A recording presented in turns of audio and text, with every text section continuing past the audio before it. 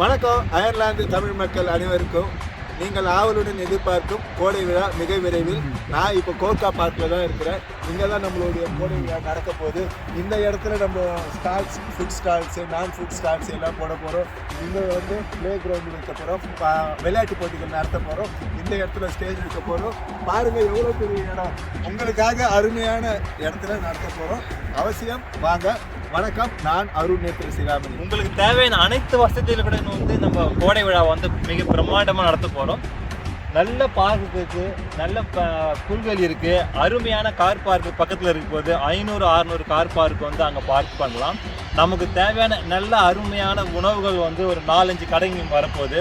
அப்புறம் ஃப்ரூட் கடை இல்லாமல் வந்து ஃபேஷன் டிசைன்ஸ் கடைகள் வரும்போது நல்ல விளையாடுறதுக்கு தேவையான எல்லா விளையாட்டு வசதிகளோட பசங்க வந்து கண்டிப்பாக என்ஜாய் பண்ணுவாங்க.